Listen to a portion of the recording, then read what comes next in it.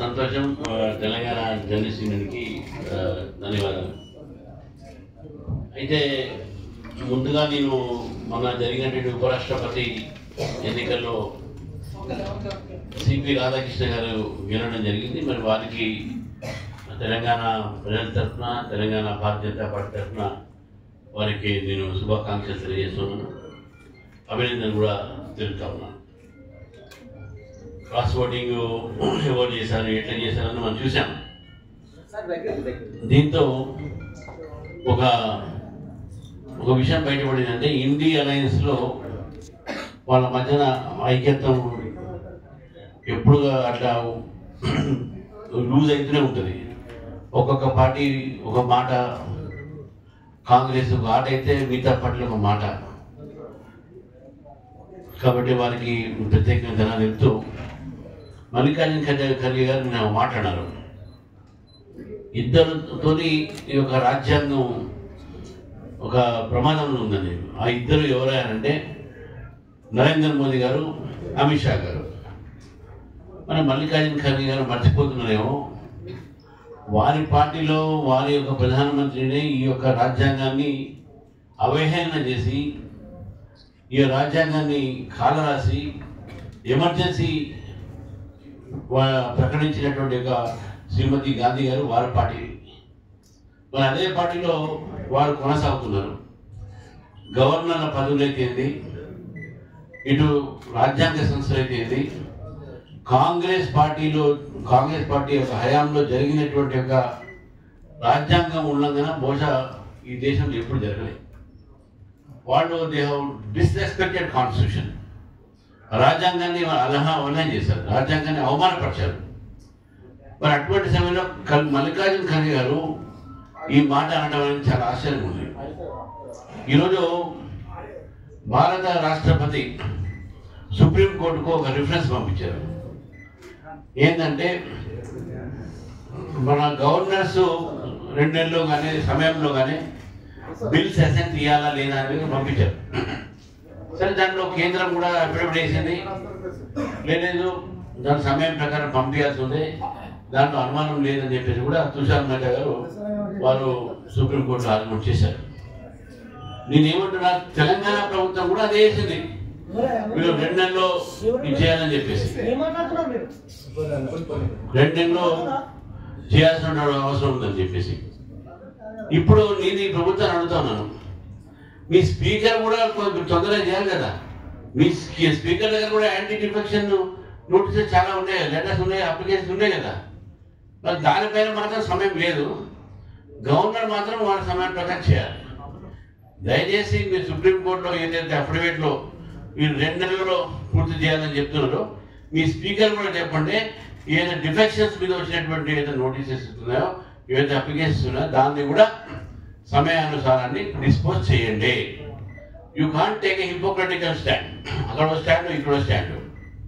మాకు చెప్పేటప్పుడు మీరు కూడా దాన్ని వినండి. ఒకటి. ఈరోజు కాంగ్రెస్ ప్రభుత్వం వచ్చిన తర్వాత అన్ని రంగాల్లో 2 సంవత్సరాలు, 22-23 నెలలు అయింది దాదాపు, అన్ని రంగాల్లో వైఫల్యం చెందుతూ ఉన్నది. ముఖ్యంగా మనం ఎడ్యుకేషన్ ఫీల్డ్ ఒకవేళ చూస్తే, మొన్ననే యూనివర్సిటీ వెళ్ళొచ్చారు ముఖ్యమంత్రి గారు. యూనివర్సిటీ వెళ్ళొచ్చి నేను 1000 కోట్ల దాకా ఇస్తాను, 1000 కోట్ల దాకా నేను పెడతామని చెప్పారు యూనివర్సిటీకి. వారు వచ్చిన తర్వాతనే మొదటి 1 నెల అయింది, వారికి సమయానికి జీతాలు రావట్లే. అక్కడ ఉన్నటువంటి ప్రొఫెసర్లకు ఫస్ట్కు పడాల్సిన జీతము మొన్న 6వ తారీఖు పడ్డది. 6వ తారీఖు ఎప్పుడో ఇంత ఆలస్యం కాలే. ఈ కాంగ్రెస్ ప్రభుత్వం వచ్చిన తర్వాత జీతాలు లేట్ వచ్చినాయి యూనివర్సిటీలో. ఈరోజు యూనివర్సిటీ హాస్టల్స్ పరిస్థితి చూడండి మీరు, యూనివర్సిటీ బిల్డింగ్స్ చూడండి మీరు. ఒక ఉస్మానియా యూనివర్సిటీ కాదు, మొత్తం తెలంగాణలో ఉన్న యూనివర్సిటీ, పాలమూరు యూనివర్సిటీలో ఎంతమంది ప్రొఫెసర్ కావాలి, ఎంతమంది పనిచేస్తున్నారు. కాబట్టి ఇది మ్యాటర్ ఆఫ్ కన్సర్న్. తెలంగాణలో ఈరోజు మంచి ఆపర్చునిటీస్ పెరుగుతున్నవి. తెలంగాణ స్టూడెంట్స్కు బయట ఆపర్చునిటీ కావాలంటే మంచి ఎడ్యుకేషన్ కావాలి. ఇక్కడ తెలంగాణ గవర్నమెంట్ సరే, previous government neglected. Congress government వచ్చిన తర్వాత ఇంకా దాన్ని నెగ్లెక్ట్ చేస్తూ ఉన్నారు. I'm asking the state government, kindly take concentration, make concentration on the education sector and improve the education system. Otherwise, the Telangana students will suffer. We exams పెట్టడం రావు సరిగ్గా, యూనివర్సిటీలు సరిగ్గా అపాయింట్ చేయరు జనాన్ని, ప్రొఫెసర్స్ని. తమ కాంట్రాక్ట్ వ్యవస్థతో ఈరోజు విశ్వవిద్యాలయం నడుపుతా ఉన్నారు. కాబట్టి ఈరోజు మీరు చేయాల్సిన పని చేయట్లేదు. You are killing one future generation.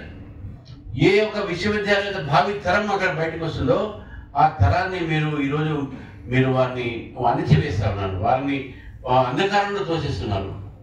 కాబట్టి ఈ యొక్క విషయంలో ప్రభుత్వం ఆలోచించాలి. ఫైనాన్షియల్ పొజిషన్ బాగాలేదు, జీతాలు ఇచ్చే పరిస్థితి లేదు. మీరు ఎలక్షన్స్ ముందు 6 గ్యారెంటీ చెప్పినప్పుడు మా దగ్గర వనరులు ఉన్నాయి, మేము 100 రోజుల్లో వనరులు సృష్టిస్తాం, ఇవన్నీ కూడా మేము తప్పకుండా ఈ 6 గ్యారెంటీస్ మేము ఇస్తామని చెప్పారు. 100 నెలలు కాదు, దాదాపు 22 months, దేని 2 years అయిపోయింది. 100 రోజులు ఎక్కడ, 2 years ఎక్కడ? మీ ఫైనాన్షియల్ పొజిషన్ ఏమి ఇంప్రూవ్ ఉన్నాయి? డావోస్ పోయారు, 70,000 కోట్లు తీసుకొచ్చని చెప్తున్నారు. ఎక్కడ పోయినాయి ఆ 70,000 కోట్లు? మొన్న కూడా మలేషియా, సింగపూర్ పోయి వచ్చారు, అక్కడ కూడా మీరు 10,000 కోట్లు వస్తున్నాయని చెప్పారు. అన్ని ఇక్కడ తెలంగాణ తీసుకొస్తారు. 2 సంవత్సరాలు మీరు అన్ని తిరిగారు కదా, ఎన్ని కోట్లు వచ్చింది చెప్పండి. నాకు అనుమానం అయితే మీరు ఎంతైతే ఖర్చు పెట్టిన రానుకోండి, అవి కూడా రాకపోవచ్చు మన రాష్ట్రానికి, అది కూడా రాకపోవచ్చు. సో కాబట్టి స్టేట్లో ఉన్నటువంటి ఆర్థిక వ్యవస్థ ఈరోజు మొత్తం కూడా నిర్వీర్యం అయింది because of your mismanagement. ఏ కొత్త ప్రాజెక్టులు లేవు, కొత్త కార్యక్రమాలు లేవు. మీరు ఏదైతే ఎలక్షన్స్లో అనౌన్స్ చేస్తారో అవి కూడా మీరు దాన్ని అమలు పరచట్లేదు.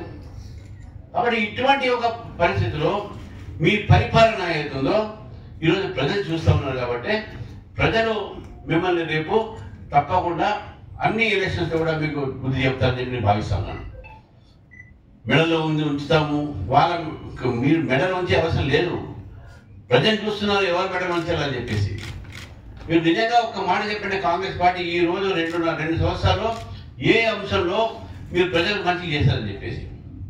ఈరోజు పేపర్లో వచ్చింది, రహదారిలో దాదాపు ఈ యొక్క 10వ ప్లేస్లో ఉన్నాం, యాక్సిడెంట్ అయితేనే వానలు పడితే ఎలక్ట్రిసిటీ షార్ట్ చనిపోతూ ఉన్నారు. మీ జిహెచ్ఎంసీ పనిచేయట్లేదు, మీ ఎలక్ట్రిసిటీ డిపార్ట్మెంట్ పనిచేయట్లేదు, మీ రోడ్ సేఫ్టీ పనిచేయట్లేదు, మీ యొక్క అగ్రికల్చర్ డిపార్ట్మెంట్ పనిచేయట్లేదు, షార్టేజ్ చేస్తుంది. ఈ ఎక్కడ ఏ డిపార్ట్మెంట్ పనిచేస్తుంది అని చెప్తా ఉన్నాను.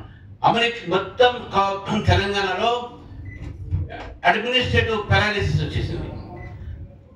ఇది ఇక్కడ పరిపాలన పక్షవాతం వచ్చింది. పరిపాలన పక్షవాతం ఈరోజు తెలంగాణలో ఉంది. కాబట్టి ఈ పాలసీ పారాలిసిస్ ఒకటి ఉంటుంది. పాలసీ పారాలిసిస్ ఆల్రెడీ కాంగ్రెస్ ఉంది, కానీ ఇప్పుడు administrative paralysis in Telangana. Telangana government should wake up. Telangana save చేయాల్సిన అవసరం ఉన్నది. తెలంగాణ తీసుకువచ్చింది మనం నియమాల కోసం, నియామకాల కోసం, నీతి కోసం. ఆ నియామకాలు సరిగ్గా చేయట్లేదు. కోర్టులు మరి చివట పడతా ఉన్నాయి. బాబు సెలెక్ట్ అయిన వాళ్ళు వెళ్ళిస్తున్నారు, సెలెక్ట్ కాలంలో వెళ్ళిస్తున్నారు. వాళ్ళ బాధ ఎవరికి పడుతుందండి? ఇద్దరు చూడాల్సిన అవసరం ఉన్నది. ఈక్విటబుల్ జస్టిస్ ప్రకారం మనం చూస్తే ఇదంతా కూడా లోపం అంతా కూడా ప్రభుత్వం ఈ యొక్క వ్యవస్థ సంస్థది. టీఎస్పీఎస్సీ పేరు మీద ఒకేమో పేపర్ లీకేజ్ గత ప్రభుత్వంలో, ఈ ప్రభుత్వంలో హోప్ బ్రేకేజ్, ఆశాభంగం. అటు పేపర్ లీకేజ్, ఇటు హోప్ బ్రేకేజ్, 2. నిజంగా ఆశ్చర్యం అనిపిస్తుంది. ఈ ప్రభుత్వానికి కొద్దిగా కూడా సెన్సిటివ్నెస్ లేదు. టైంకి పరీక్షలు పెట్టరు, జాబ్ క్యాలెండర్ డిమాండ్ చేస్తుంది బీజేపీ. వాళ్ళు కూడా చెప్పారు పెడతామని, అనౌన్స్ చేస్తారు, కానీ ఇంప్లిమెంటేషన్ లేదు. గత 11 సంవత్సరాల నుంచి Telangana is without any group 1 officers. ఆ రోజు గత ప్రభుత్వం ఏపీఎంఎస్ ఎగ్జామ్ కరెక్ట్ గా టీఎస్పీఎస్ లో ఈ గ్రూప్ 1 ఎగ్జామినేషన్ పెట్టుంటే పిఎస్సి పబ్లిక్ సర్వీస్ కమిషన్ ఈ పార్టీకల్లా మనకు కన్ఫర్డ్ ఐపీఎస్ ఆఫీసర్ రాష్ట్రాలు ఉంటుంది. They are not conducted. Loss ఎవరికి? తెలంగాణకు, తెలంగాణ యువతకు, తెలంగాణలో ఉన్నటువంటి విద్యార్థులకి ఇది యొక్క నష్టం జరిగింది. జస్ట్ బికాస్ ఆఫ్ యువర్ పాప యొక్క దీంట్లో. కాబట్టి నేను ఈరోజు ఈ ప్రభుత్వాన్ని కోరుతా ఉన్నాను, భవిష్యత్తు తెలంగాణ యువతది. ఆ యువత గురించి మీరు ఆలోచించండి. ఇండస్ట్రీస్ నిర్మాణం చేయండి, వాళ్ళకి ఉద్యోగాలు లేవు. ప్రైవేట్ సెక్టర్ కూడా ఉద్యోగాలు రావట్లేదు. What is the administration you are doing? Congress party has utterly failed. Rural సెక్టార్లో ఫెయిల్డ్, అర్బన్ సెక్టార్లో ఫెయిల్డ్. కేవలం పేపర్ల స్టేట్మెంట్లకు ఒకటి, ఢిల్లీకు రానుపోను ఒకటి, దావోస్ లాంటి ప్రాంతాల్లో పోయి ఇన్ని వేల కోట్లు తీసుకొని చెప్పడం మాత్రమే. కానీ ఈ రాష్ట్రానికి ఇచ్చింది సున్నా. మళ్ళీ సున్నా ఇచ్చే మళ్ళీ కేంద్రం మీద ఏడుస్తారు. ఇది పొరపాటు. You create your revenues. కాబట్టి నేను నిజంగా ఈరోజు బాధ అనిపిస్తూ ఉంది. విద్యార్థుల బాధలు చూస్తూ ఉంటే, రైతుల బాధ చూస్తూ ఉంటే, ఇది నేను చెప్పాల్సింది. ఇది total Congress government has failed in all front అని చెప్పేసి నేను ఈరోజు భావిస్తూ ఉన్నాను.